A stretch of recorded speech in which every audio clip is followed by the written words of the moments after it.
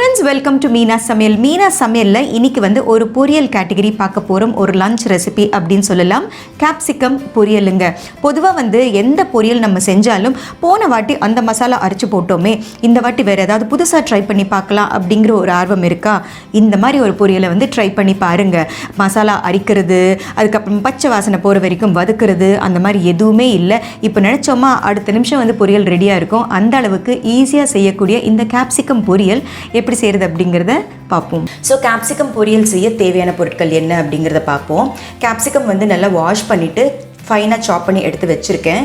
இது வந்து ஒரு 3 கேப்சிகம், நல்ல ஒரு மீடியம் சைஸ் கேப்சிகம் 3 சாப் பண்ணி எடுத்து வச்சுருக்கேன். இதுக்கு தேவையான ஸ்பைசஸ் வந்து ஒரு 2 டேபிள் ஸ்பூன் கடலை மாவு, 1/4 டீஸ்பூன் மஞ்சள் தூள், 1 டீஸ்பூன் சிகப்பு மிளகாத்தூள், 1/4 டீஸ்பூன் பெருங்காயம் அண்ட் 1 டீஸ்பூன் வறுத்த சீரகத்தூள், தேவையான அளவு உப்பு அண்ட் தேவையான அளவு எண்ணெய். முதல்ல ஒரு பேனை ஹீட் பண்ணிக்கலாம். பேன் சூடானதுக்கு அப்புறமா கடலை மாவை சேர்த்துக்கலாம். கடலை மாவுடைய பச்சை வாசனை போயிட்டு நல்ல ரோஸ்டட் எஃபெக்ட் வர்ற வரைக்கும் நல்லா வறுத்துக்கலாம்.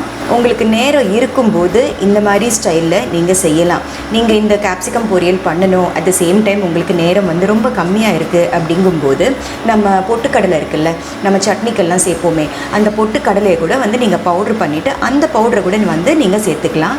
அது சேர்க்குற பட்சத்தில் வந்து இந்த மாதிரி வறுக்க வேண்டிய ஸ்டெப்பை வந்து நீங்கள் அவாய்ட் பண்ண முடியும். பொரியல் வந்து சீக்கிரமாக முடிஞ்சு போயிடும். இப்போ கடலை மாவு வந்து நல்ல ப்ரௌனிங் வந்தாச்சு பாருங்கள்.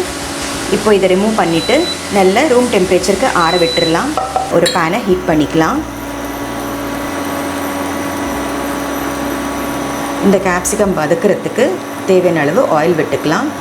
ஒரு 2 டேபிள் ஸ்பூன் அளவு. இதுக்கு தாளிப்பு அப்படிங்கிறது நான் எதுவும் சேர்க்க மாட்டேன். நீங்கள் விருப்பப்பட்டீங்கன்னா கடுகு உளுத்தம் பருப்பு சேர்த்துக்கலாம். ஸோ எண்ணெய் சூடானதுக்கு அப்புறமா இந்த கேப்சிகம்மை வந்து இதில் சேர்த்துக்கலாம். 2 நிமிஷம் நல்லா வதங்கட்டும்.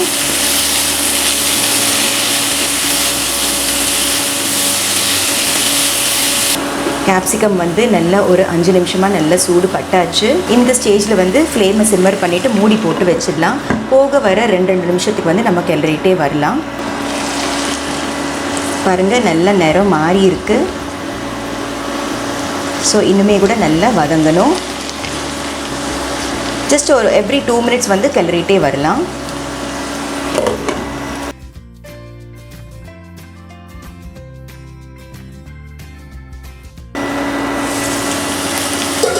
ஸோ இப்போ வந்து பார்த்தீங்கன்னா அந்த பச்சை கலர் போயிட்டு ஓரளவுக்கு வாடுனாப்பில் இருக்குது பாருங்கள். ஸோ இவ்வளோ நேரம் வந்து நம்ம க்ளோஸ் பண்ணி நம்ம சாட்டே பண்ணிகிட்டு இருந்தோம் இல்லையா? இப்போது இந்த ஸ்டேஜில் வந்து ஓப்பனில் வந்து வதக்கலாம். ஓப்பனில் வதக்கும் போது என்ன ஆகும்னா, இதில் ஈரமெல்லாம் இருக்குது பார்த்தீங்களா? இந்த ஈரமெல்லாம் வந்து நல்லா வற்றி போயிட்டு அதுக்கப்புறமா ஸ்பைசஸ் சேர்க்குறதுக்கு வந்து கரெக்டான ஸ்டேஜுக்கு வந்துடும். ஸோ இந்த ஓப்பனில் வந்து ஒரு 5 மினிட்ஸ் வந்து நம்ம போக வர சாட்டே பண்ணலாம். ஸோ நம்ம கேப்சிகமில் இருக்கிற ஈரத்தன்மையெல்லாம் நல்லா வற்றி போனதுக்கு அப்புறமா நம்ம ட்ரை ஸ்பைசஸ் வந்து சேர்த்தாச்சு. முதல்ல பெருங்காயம், ரோஸ்டட் ஜீரா பவுடர், சிகப்பு மிளகாத்தூள், தேவையான அளவு உப்பு போட்டு நல்லா கிளறியாச்சு. நான் ஸ்டவ்வும் சுவிட்ச் ஆஃப் பண்ணிட்டேன். இது வந்து நல்ல ரூம் டெம்பரேச்சர் வர வரைக்கும் ஒரு 2 நிமிஷம் நம்ம வெயிட் பண்ணலாம். இப்போ நம்ம கேப்சிகம் வந்து நல்ல ரூம் டெம்பரேச்சர் வந்தாச்சு. பாத்திரமும் நல்ல கூலாக இருக்குது பாருங்கள். இந்த ஸ்டேஜில் இந்த வறுத்து வச்சுருந்த கடலை மாவை சேர்த்துக்கலாம்.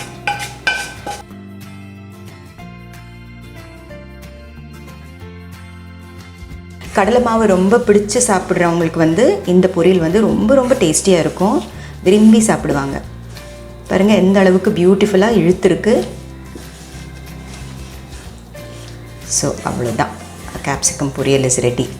இது வந்து நீங்கள் விருப்பப்பட்டீங்கன்னா நல்ல காரசாரமாக செஞ்சுக்கிட்டு ஒரு மைல்டான பருப்பு கூட தொட்டு சாப்பிடலாம். அட் த சேம் டைம் மைல்டாக செஞ்சுக்கிட்டு நல்ல காரசாரமான ஒரு குழம்புக்கு கூட நம்ம தொட்டு சாப்பிட்டுக்கலாம். உங்களுக்கு விருப்பமானபடி செஞ்சுக்கலாம். ஸோ our சுவையான கேப்சிகம் பொரியல் is ready.